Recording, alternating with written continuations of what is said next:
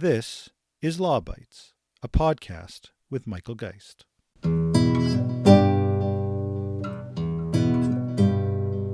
Public Safety Minister Gary Ananda-Sangari joins me now. Welcome to the show. This new legislation comes after some pretty deep criticisms over a similar bill from your government in June, Bill C-2. There were concerns over snooping and privacy and overreach. How does this bill address those concerns while also balancing the need to keep Canadians safe? Look, Bill C-2 had a number of important elements. In fact, there's 8 different components to the bill. Lawful access was just one of those elements. As you're aware, Bill C-12 has captured most of the measures as part of the Strong Borders Act. Lawful access is something that law enforcement in Canada have been looking for three decades. So when we introduced lawful access as part of C2, we realized that we needed to do a bit more work. So we retreated. We got Murray Rankin, who's a former minister from British Columbia and a former colleague. I was a member of parliament from the NDP. And we had him conduct some mediations with law enforcement, with civil society groups, with academics, with those who are working on the front lines of, for example, child protection, working around issues of childhood sexual exploitation. And we had him work through some of the criticism, some of the challenges that I think people express. And we've come back with what I believe is a much more constrained, limited in scope bill with some very important safeguards that people have asked for. Lawful access is back again. The decades-long battle has entered a new phase with the introduction of Bill C-22, the Lawful Access Act. This bill follows the attempt last spring to bury lawful access provisions in Bill C-2, a border measures bill. The latest bill covers the 2 main aspects of lawful access: law enforcement access to personal information that's held by communications service providers, such as ISPs and wireless providers, and the development of surveillance and monitoring capabilities within Canadian networks. In fact, the bill is separated into 2, with the first half dealing with timely access to data and information, and the second establishing the Supporting Authorized Access to Information Act, SAAIA. Much like Bill C-2, I anticipate extensive coverage of the bill on this podcast in the weeks and months ahead. To get started, I could think of no better approach than inviting David Fraser and Robert Diab for a roundtable discussion of the key elements in the proposed legislation. Much of the initial commentary on Bill C-22 has come from the three of us: David with his enormously popular YouTube privacy channel, and Robert with his exceptional Substack. Both have been on this podcast many times before, but for those that don't know them, David is one of Canada's leading privacy lawyers and a partner with McInness Cooper in Halifax, and Robert is a law professor at Thompson Rivers University in BC and the co-author of a book on search and seizure law. This episode runs a bit longer than the norm, but as you'll hear, there was much to discuss.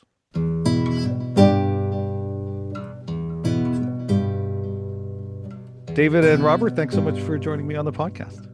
Thanks for having me. Yeah, it's great to have both of you back. You know, I think it is the three of us, for the most part, that have been doing a lot of the blogging, writing, videoing on Bill C-22, the government's new lawful access bill, and I thought it would be great to get the three of us together in a virtual room to talk about the bill. It's an issue that I covered extensively on my podcast with Bill C-2, and I know David covered it extensively as well on his YouTube channel. And Robert did some amazing writing, some of which may well have been incorporated into this bill. So it's really good to have the chance to walk through where we've been on this issue for those that are new to it, and then even more, I think, what's in this current bill, both some of the good, because there are some improvements to be sure from some of the prior iterations on lawful access, but there remain some pretty significant concerns. For those that are somewhat new to lawful access, that don't know that broader context, why don't we start a little bit with, how we got here? And this is, as some listeners may know, a decades-long effort from law enforcement to implement some of these kinds of rules, and there's been a continual struggle from a political perspective with overreach and other sorts of concerns, as well as, of course, the Supreme Court of Canada. David, perhaps you can get us started a little bit with some of the historical context around lawful access that brings us to this moment. Sure. Yeah, we've certainly seen a whole number of initiatives over a number of years that I think was probably kicked off first when the United States adopted the Communications Assistance to Law Enforcement Act, requiring kind of consistent infrastructure and services so that interception demands could be consistently deployed across the U.S. telecommunications infrastructure. And Canada did not have the same thing. And so, fast forward a little bit, we end up with the initiatives that started in Parliament that had two parts, really. One was the following the Kalia example to require telcos and others to build in this capacity and capability for more efficient execution of interception orders and other things like that. And then we have the second piece, which is the warrantless access, or the what the police and security services hoped would be warrantless access to at least basic subscriber information and other information, so that they would not have to go and get a warrant at that time. And since then, we've had general production orders that now provide for that. But for those who might think it's a partisan issue, it's an initiative, and we've seen multiple bills by liberal governments and conservative governments, and probably most of the bills that were introduced, if I recall correctly, were conservative bills in order to do this. So it's been, I think, a fair amount of pressure within government. That there's probably a deputy minister somewhere at Public Safety who dusted off a file in his drawer and said, let's put this in here. Here's another pretext that we could use. Previously, it was terrorism and protecting children. Oh, well, strong borders, that seems to be enough of a fit. Let's sneak it in. Robert, any thoughts on some of that evolution? I mean, it's notable, I think, certainly both these efforts from, as David suggests, multiple governments from both sides of the aisle, but it's also, I think, notable the role the Supreme Court of Canada has, of course, played in effect in all of this, sometimes having the effect of really forcing government and perhaps law enforcement as well back to the drawing board a little bit. Yeah, maybe one point to add is that part of that story is a series of changes to the criminal code to add some powers and arguably sufficient powers for police to do what they want to do.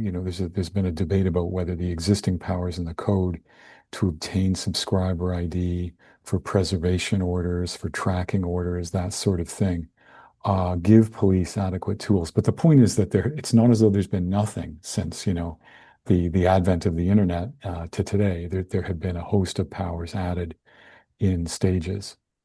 Okay. No, I think that's a point worth making. Some of that in response to the Spencer decision in 2014 that really did have the effect of putting a halt on what certainly law enforcement have been asking for some time with respect to warrantless access, and I think enhanced by the more recent Bykovitz decision in 2024.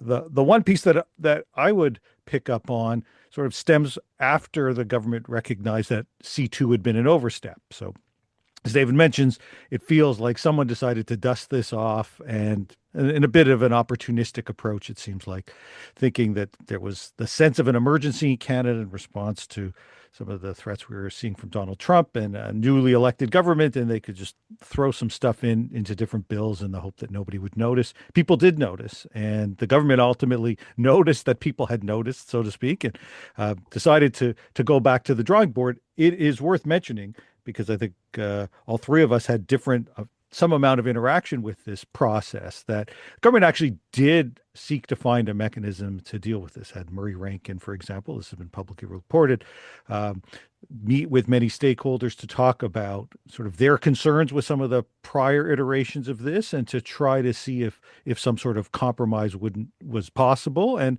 it does appear that there was some effort to try to incorporate at least some of that advice, or at least a greater awareness of the fact that these were some of the different perspectives that are out there, which leads us to C22, which is a starting point, I think, for a lot of people good thing at a minimum that we're dealing with a lawful access bill as a lawful access bill, as opposed to, as you say, a strong border measures bill or some of the other kinds of mechanisms that we've seen in the past. Robert, you were out front on this in terms of talking about some potential reforms to C2.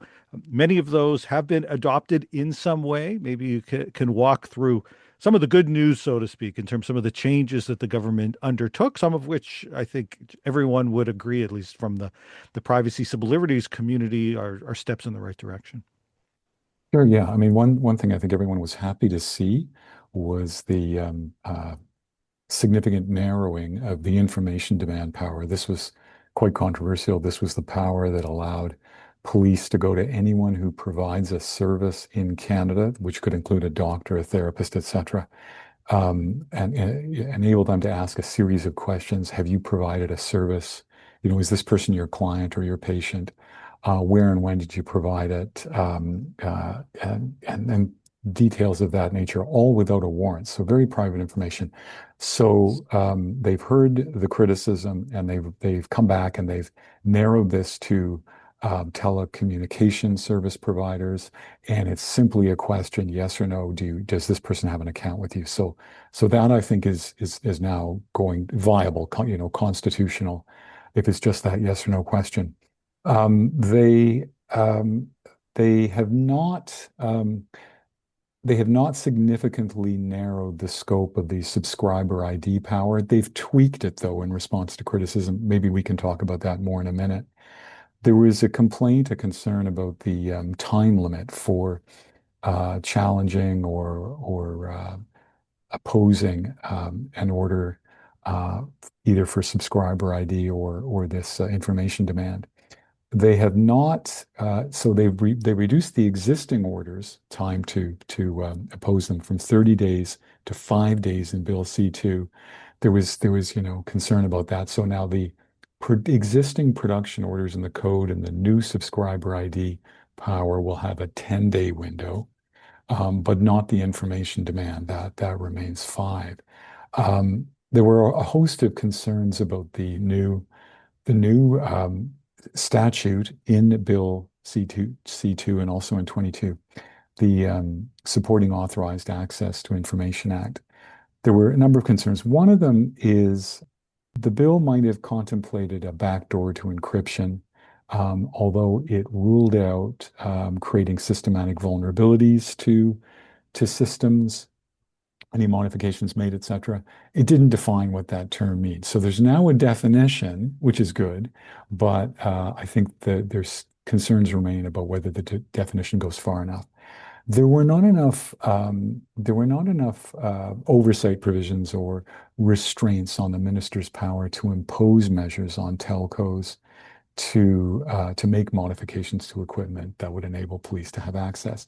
There are now some. The minister now has to consider certain factors, including privacy, cost to telcos, and so forth. So that's a step in the right direction. There were quite strict confidentiality measures around what telcos who were subject to these orders could divulge. And one of the concerns was that what if they discovered some kind of vulnerability, some kind of hack that could very soon lead to a massive data breach? They wouldn't be able to share this. They wouldn't be able to share a patch with other companies. But now that's been revised. And as you mentioned earlier, the one big surprise that is quite concerning is that they've added something new that wasn't there in Bill C2. And that is the power on the part of the Minister of Public Safety to order telcos to preserve data, preserve metadata. So information about when and where we sent certain texts, used our phones, and so forth. Preserve that information for up to a year, and to make it accessible to more readily accessible to law enforcement. Law enforcement would need authority to access that information, but the mere fact that it's now going to be preserved at the behest and for the benefit of the state, I think does engage our constitutional rights, and maybe we can get into that later this morning. Yeah, no, certainly. We're going to definitely drill down into the metadata issue. David, anything else in there that you think is good news? That it shifted towards the end to, I think, some of the concerns and the bad news that's a bit unavoidable. But is there anything else that we ought to be giving credit for in this bill before we start getting into where there remain some significant concerns and, as Robert just suggested, some new ones as well? Yeah, certainly. I think the involvement of the Intelligence Commissioner, while maybe not the best solution in terms of oversight and approval, but is certainly better than what we saw in Bill C2, where there was no requirement for any sort of check or balance on the power of the minister. But we still have a real scoping problem. So this information demand is now limited only to telcos, as defined in the Telecommunications Act. But all these infrastructure, wiretap capabilities, other things like that, just apply to an electronic service provider, which frankly, I'm an electronic service provider, according to that definition. So is my law firm. Every doctor is as well. And so we continue to have scoping issues as this goes through. And hopefully, the process that led from C2 to C22 gave me a fair amount of hope for listening to reasonable voices. And will Parliament and Parliamentary Committee do the same? And will the government be amenable to that? Hopefully so. But currently it's too broad and scopes in too many organizations, is too secret, even though that systemic vulnerability issue has been removed from the mandatory confidentiality. What remains is still deeply problematic because so much of this is going to be taking place in the shadows, in ways that are just facially problematic, but I think will also have unforeseen consequences. Okay. Well, thanks for that. No, I think both of you sort of quickly moved to some of the concerns, and rightly so, because I think there are quite a few that are there.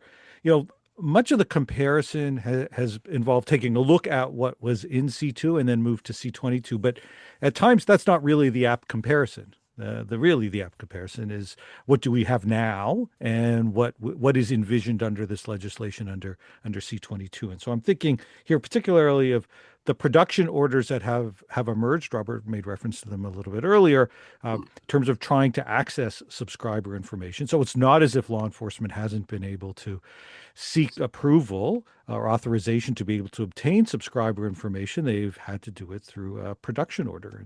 And the standard that's been in place has been a reasonable grounds to believe as the probability standard. The government's decision in moving from C2 to C22 to put subscriber information other than that confirmation of service demand into a requirement to obtain an order also has come with a change in the standard. David, can you talk a bit about what that change in standard means, or what it is, and especially what it means from a practical perspective? Sure, and I think you're right to say, well, what's the current state of affairs? And currently, law enforcement, if they're looking for basic subscriber information or even more information, they can obtain a general production order, which is a tool available under the criminal code on an ex parte application where a police officer or peace officer goes over to the judge and satisfies them there are reasonable grounds to believe a crime has been or will be committed. And there's reasonable grounds to believe that the intended recipient of the order has information that's relevant to that. And so they just have to believe a crime has been committed. So this new subscriber information production order is just on a reasonable grounds to suspect basis, which is the same basis. It's not new. It exists in other production orders related to transmission data and tracking data and things like that. But what I find troubling, the examples that various supporters within government have used to say we need this because we have this, for example, extortion epidemic and people's houses are getting shot up and things like that. Frankly, a bullet hole through a house, that's reasonable grounds to believe a crime has been committed. I see a large part of my practice is working with companies who are on the receiving end of these orders, and they get them all the time. They just have to believe a crime has been committed. But when you take it down to reasonable grounds to suspect, the officer doesn't even have to tell the judge that they actually suspect a crime has been committed or will be committed. They just have to have reasonable grounds to be a little bit more than a hunch. And that's a dramatically low threshold for information like this. And so subscriber information isn't, for example, the contents of your inbox, but it is still information that in Spencer, the court noted, this is sensitive information. And so I'm concerned that reasonable grounds to suspect wouldn't stand up as being enough of a standard in light of the nature of the information. And I know Robert has flagged in particular that the definition of subscriber information is much more narrow than it was in Bill C2. There's no doubt. And in my mind, that's an improvement. But it still includes, for example, device identifiers. And so it not only leads to, oh, here's the person that we want to investigate further, but here's a whole bunch of devices that we can investigate further. And you look at a company like Apple, how many device IDs are associated with your Apple account, your MacBook, your iPad, your iPhone, your AirTags, all these sorts of things. So you can end up with a pretty long list of things that can themselves be independently tracked. Yeah. Robert, did you want to chime in? David hinted at that some of the constitutional questions or potential legal challenges. You have thoughts on whether or not this might sustain scrutiny if it's challenged, and undoubtedly at some point it will be if it's passed in the current form. Yes. So one thing to add is that if the drafters of the bill had done nothing more than say that you can obtain subscriber ID, just the name and address, street address of the person who has this account with Shaw. If they had said nothing more than that, you can now obtain that on reasonable suspicion, a warrant on reasonable suspicion rather than reasonable grounds to believe, there is some debate to be had as to whether the holding in Spencer about there being a very high privacy interest attaching in the mere information that subscriber ID, because it connects you to your whole search history, etc. In light of the high privacy interest in that information, the connection it reveals, etc., it may well be the case that a warrant on reasonable suspicion will not be held to be a reasonable law under Section 8 and thus unconstitutional.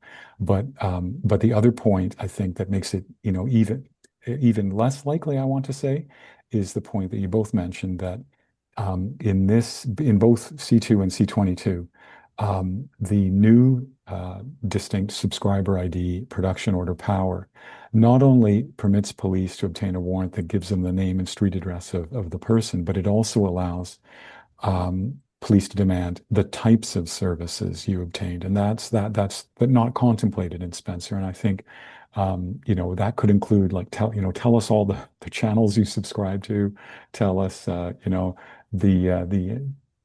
apps you're paying for and that kind of thing.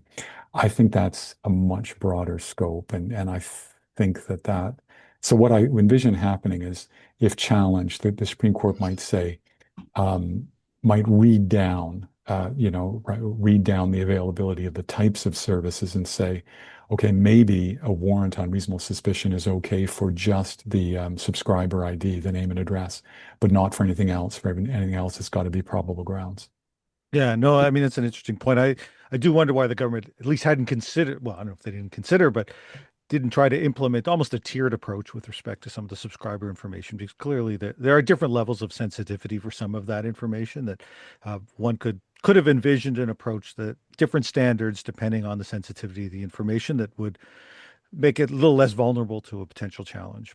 Also, so Spencer talked about kind of a reasonable law.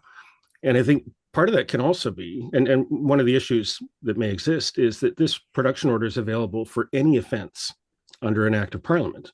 And so that includes sleeping outside of a campground under the National Parks Act. And I think a court would more likely find it reasonable, even with a reasonable grounds to suspect, if it was investigating, for example, an indictable offense. I have reason to suspect an indictable offense, so a serious crime. And part of the context that I think goes into the analysis is what's the state interest that will have to override an individual privacy and anonymity interest.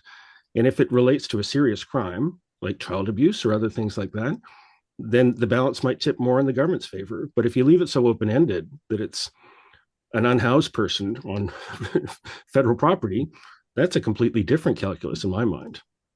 Yeah, I mean that brings back the scoping issue that that was raised earlier. That there were elements that could have been scoped far more narrowly, and perhaps would have addressed some of the concerns that would arise.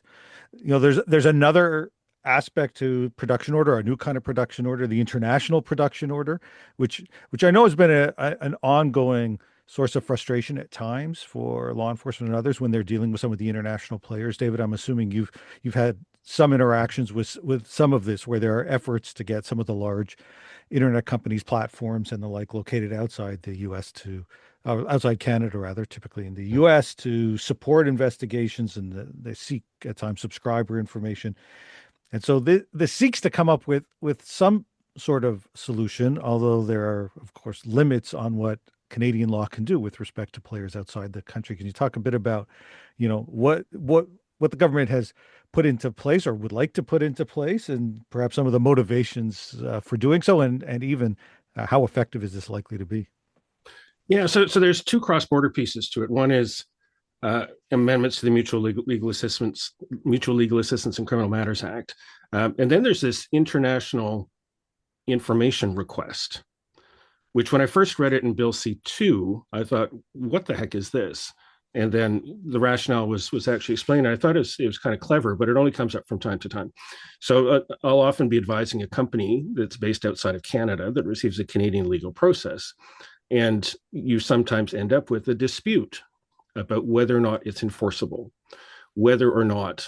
So, for example, I've seen production orders that would require a U.S. service provider to violate U.S. law. It's like, well, no, you don't have jurisdiction, so please go away.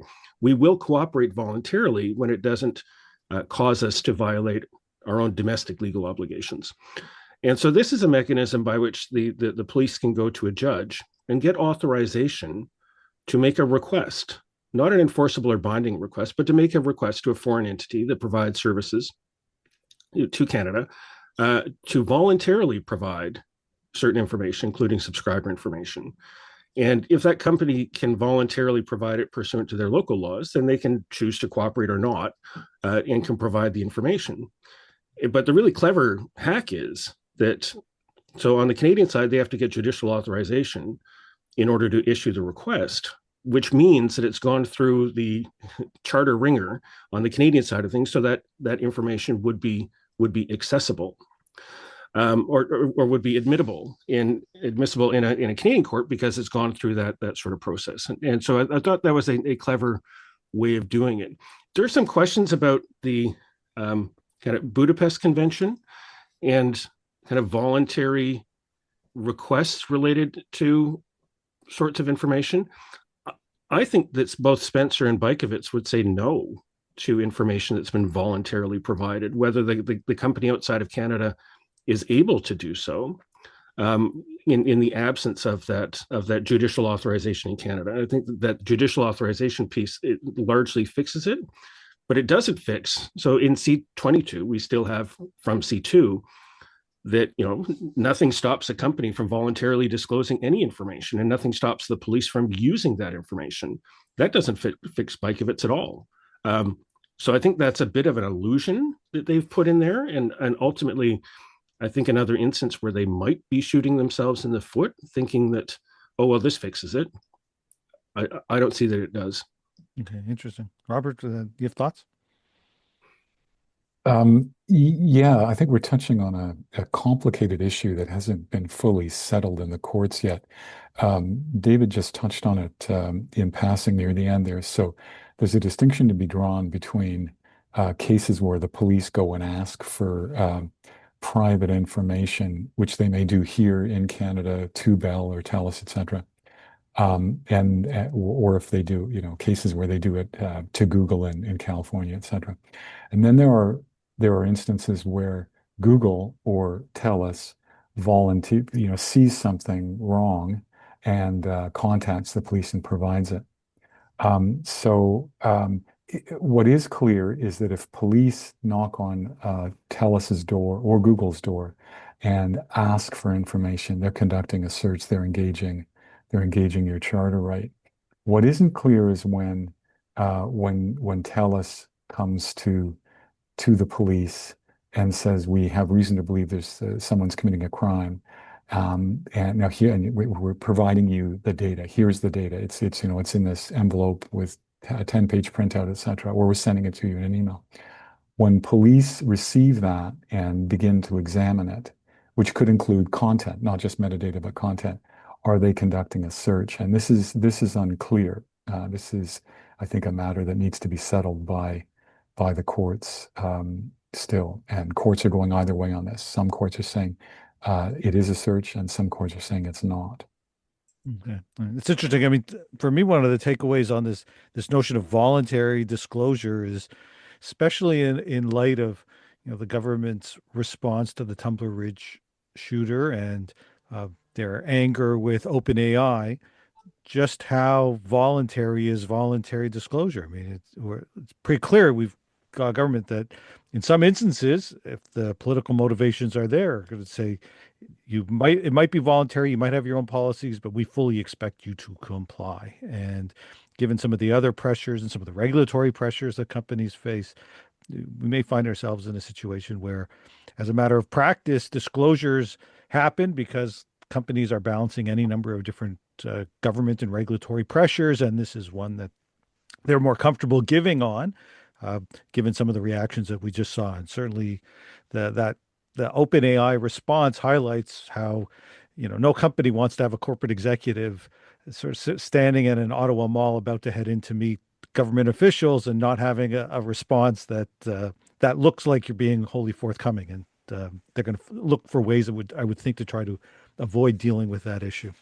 Let's shift to the second half of the bill, and that's where a lot of the concerns have come up, and especially on two sides: the backdoor surveillance infrastructure piece, which we'll come to in a sec, and why don't we deal most directly now with mandatory metadata retention, which is a new element, as was mentioned, from C2 to C22. It's an issue that has played out in a number of other jurisdictions, and oftentimes with courts being left quite uncomfortable with the prospect of long-term metadata retention, some of the risks that arise.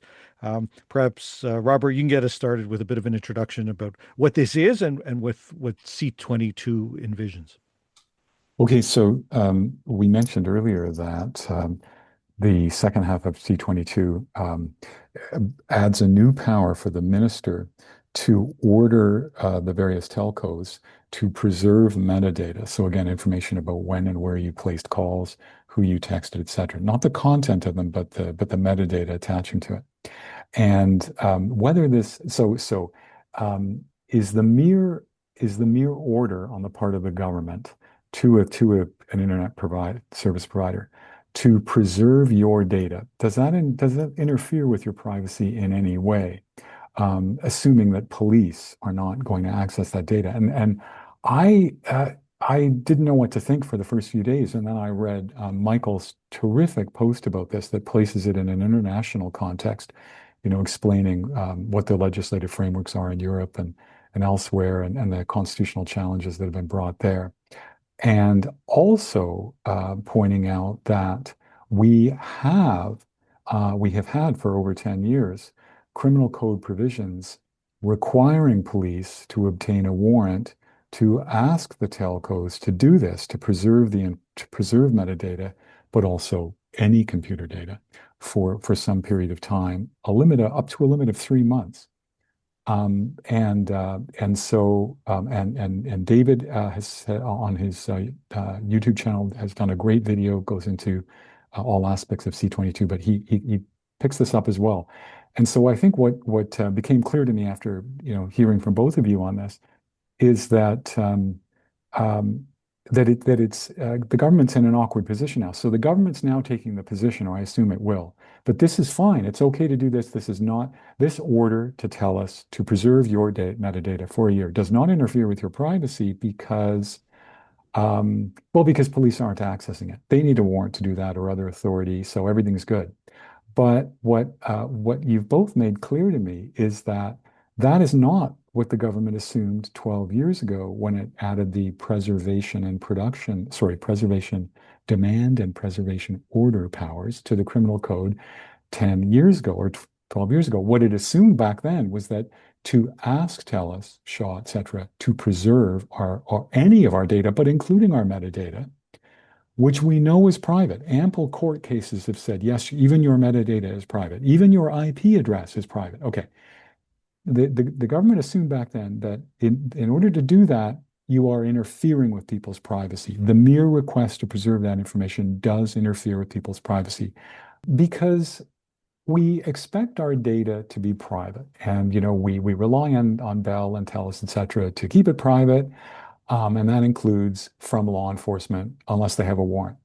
But also we assume that the TELUS is not going to be keeping it for up to, a year or some, significant period of time for the state's benefit, just in case, we've been up to no good. We just don't want to know that we're being watched in that way. And it is a form of surveillance. I don't think that's much of a stretch to say. It's just it's unsettling, and so it's clear, I think, that it's an interference. And if it's an interference, this power, it allows for the interference without anything, without any grounds, without any justification whatsoever. The limited justification that the government offered the day that it tabled C-22 were sort of rare and kind of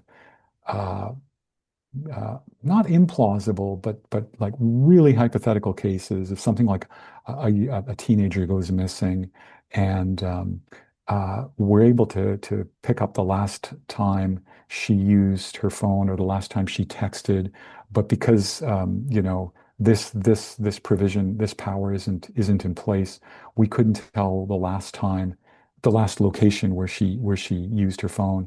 Another one was we're tracking a terrorist. CSIS are tracking a terrorist, and because TELUS doesn't have the right equipment and isn't preserving the metadata, it's harder to find out where the terrorist is most recently.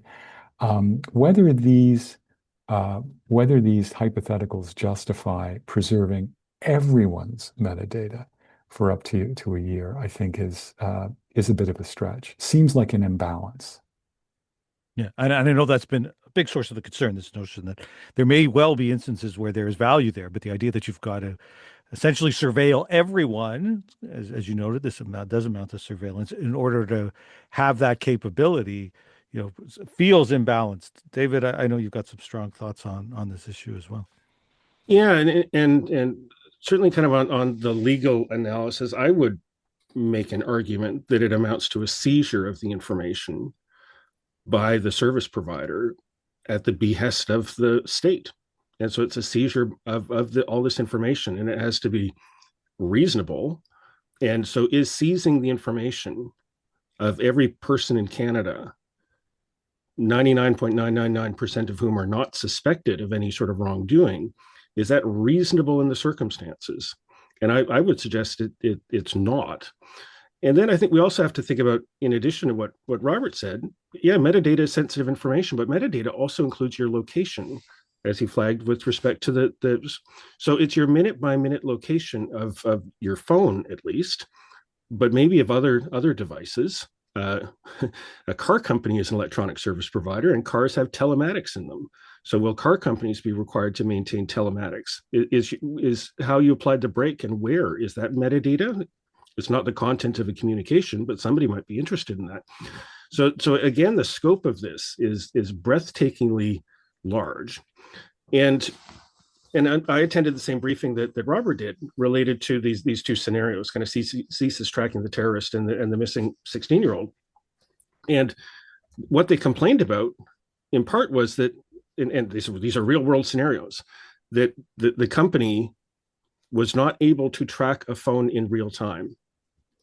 And they want the ability to order companies to be able to track phones in real time, which requires tracking all phones in real time, which requires the company to build a new capability that they didn't need for running their business in order to track phones. And so part of the ability of these orders is not simply, we want to have the USB-C equivalent for plugging into kind of standardized access to execute the orders that we already get right now. We want new information created, generated, and new capabilities related to information collection that we can then plug into. And also, there's the whole, if you build it, they will come. So if the telcos have a 12-month history of where every single phone has been in any crime where the location of a person could be relevant, they're going to get a production order for it. And yes, it's a court order, but also this data is metadata. This data is tracking information. This data is available on reasonable grounds to suspect. So don't even have to believe that a crime has been committed. So I think like we might see a lineup out the door in front of justices of the peace looking for information, because if you know it's there, the cops are gonna try to get it. And then I also have concerns about, so who's going to pay for storing it? And there's cost stuff that we might get to later, but it's a liability. Our privacy law said you shall only retain information for as long as is reasonably necessary for the purposes that have been identified to the consumer. And so the business has no reason to keep it. Now it's like, not only will the backdoors be a target to the bad guys, but these databases of metadata that's required to be maintained could also be a target. And companies could have liability if that information is compromised. And they're only holding it on behalf of the government. They're not holding it for their own purposes. And who covers that risk? Yeah, I think it's an exceptionally important point at that very end, that there's no real commercially relevant reason for retaining this data for a year. I mean, if there was, they would be doing it already, but they don't. If anything, it creates or invites a whole series of risks of potential liability. And so in effect, what they are being asked to do is to retain this on behalf of the government. I mean, that's not how we tend to think of it, but that is in effect what takes place, which creates all kinds of risks. They are risks that other courts, when they've examined this, for example, in Europe, which at one point in time also contemplated something similar, said no, that this is simply a disproportionate approach. And to see it sort of inserted without any sort of debate and without sort of strong evidentiary basis for why it's needed, I think is really troubling. That it bleeds into the question, and you started talking about that desire that law enforcement has for sort of real-time capabilities. The metadata potentially speaks to that ability to trace someone's, let's say, location, quite literally their comings and goings over the course of an entire year. It's stunning what it might reveal. I hadn't even thought about the notion of the car, but just even the device on your person is going to disclose so much, quite literally where you go and when you go over an entire year. But even more, and this is, I know, David, where you've been especially vocal, it is on the vulnerabilities and backdoor surveillance more broadly in terms of what we are building. And then, of course, the reality that once you build it, it's not so much this field of dreams they will come, but rather once you build it, there's really no undoing what you've built. Can you talk, Robert, why don't you jump in, and then I'd like to ask David to talk a bit about some of his concerns with respect to the surveillance infrastructure that this legislation contemplates. Just a small point worth adding at the end here. So David I think is just given a great overview of like both the civil, criminal, constitutional dimensions to this. So I agree entirely. It is a seizure, and it's a power to seize, and it will be challenged. But I've got to be careful about how I put this. The really contentious privacy cases when they go to the Supreme Court of Canada are often close, 4-3, 5-4. Just on a Friday, we had every year or two we have a major Section 8 case, and the most recent one was Singer. It's not a digital privacy case, but it was a 5-4 decision. And as you both know, Justice Martin is stepping down. So Martin was sort of very, very pro-privacy on the court. The politics, the breakdown of the court is changing. And even if Justice Martin is replaced by kind of a pro-privacy judge, I think we're in a moment right now where it is a kind of 5-4 situation. So we can't assume that don't worry, the Supreme Court of Canada will be there to rescue this if Parliament gets it wrong. I'm not sure that's the case. Yeah, no, I think that's right. In fact, one of the responses that you'd hear after C2 and the concerns about, what are you thinking? I mean, it just felt like some of this stuff was so obviously counter to Supreme Court jurisprudence was, well, there might be a willingness to take another run at the court on these issues as changing a changing bench might mean a changing perspective on what is fairly close issue in terms of where some of these judges stand. I think you're right to point that out as well. Back to surveillance and backdoor surveillance and some of those issues. David, there's so much to talk about here. Why don't you get us started? Yeah, so this is part two. This is the new SIA. I don't know if that's the acronym. Supporting Authorized Access to Information Act. And my first observation is I'm not sure that the government has necessarily really made the case that this is necessary. That currently our criminal code and our CSIS Act provide for something called an assistance order. That if the police get an intercept order or a production order or something else like that, or a general warrant for some sort of newly created investigative technique, they can get an assistance order requiring the service provider to provide all reasonable cooperation that's necessary in the circumstances to give effect to that warrant, which means, and that's judicially authorized and scrutinized. And so I haven't heard, and I've raised this a couple of times at various consultations, a clear argument that is insufficient in order to deal with these sorts of things.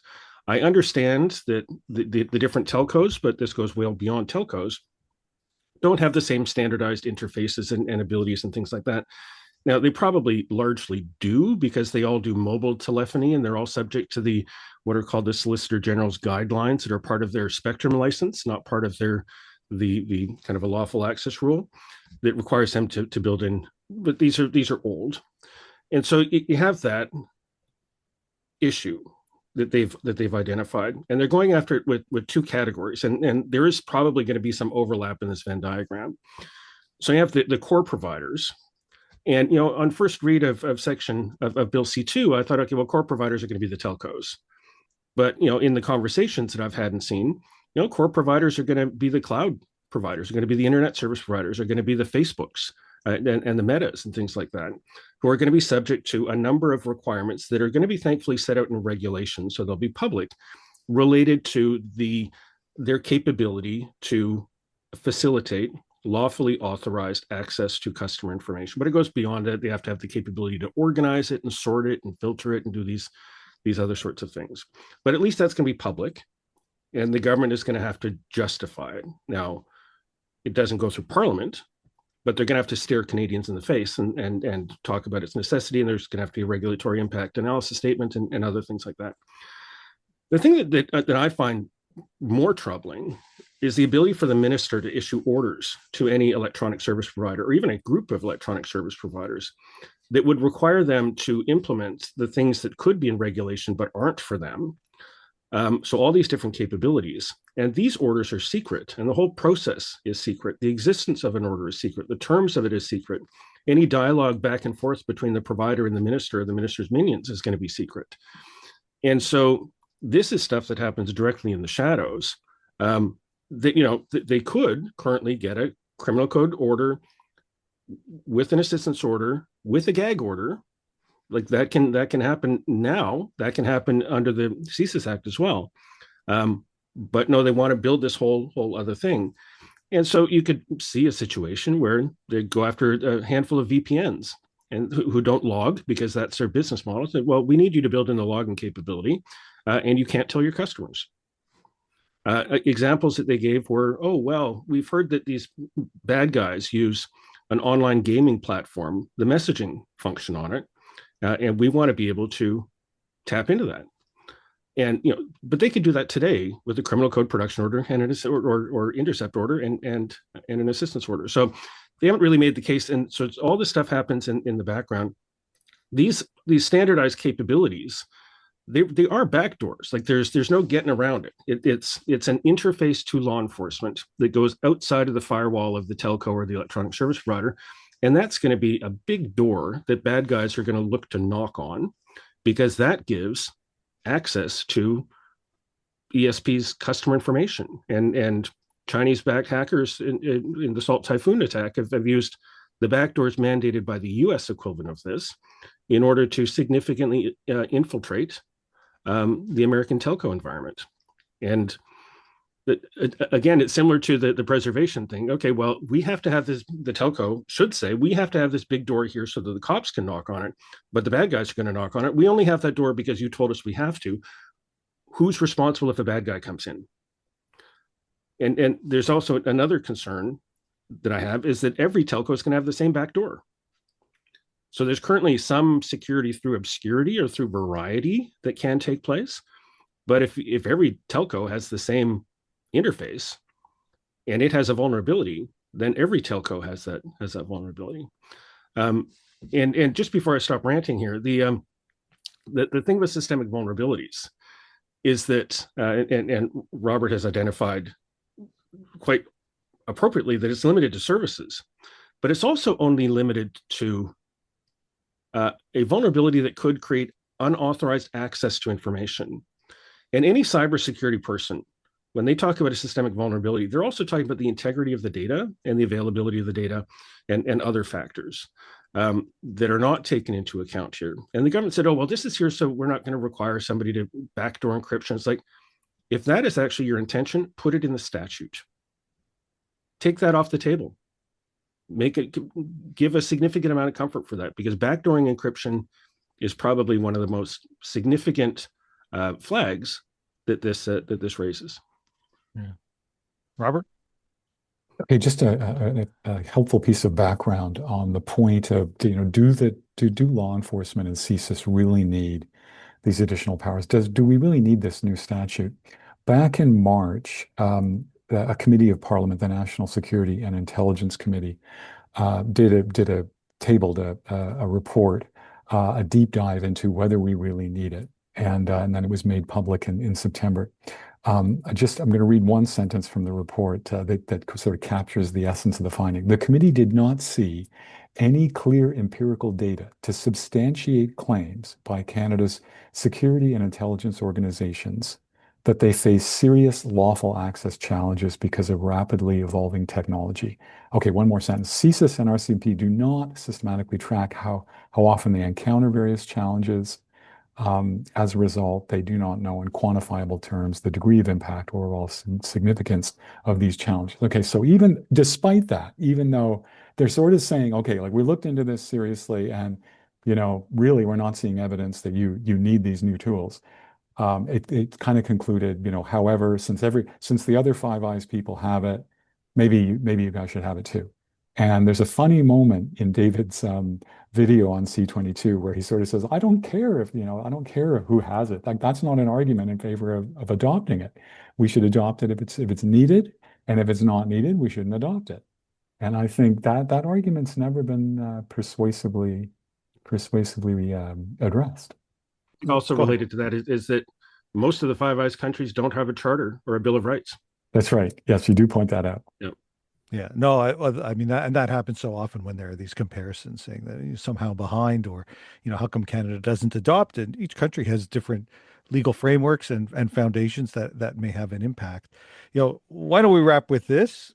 Where do you see things going with respect to C22? If you have an opportunity, and I suspect you likely will have an opportunity to appear before committee, where are the points of emphasis?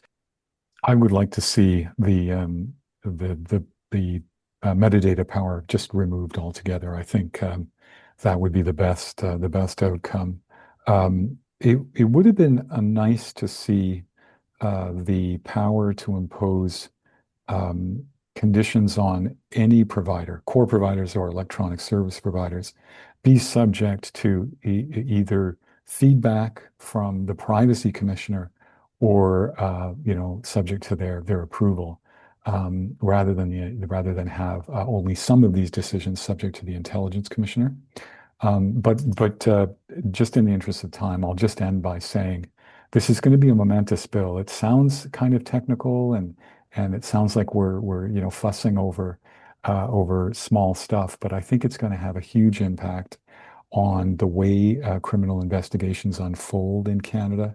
And it will, I think, when people gain a better understanding of how this works in the next, say, 5 to 10 years, I think it will have a chilling effect on speech and communications. And will undermine people's sense of privacy and security, which is quite contrary to the stated aims of the bill. Yeah, I find, and I suppose I'm not proud to say this, that what I yelled about C2 was, well, take part 14 and part 15 out of it, put it in its own act, and so that we can debate this on its own. And they did that. And now I'm saying, take part 1 out of away from part 2.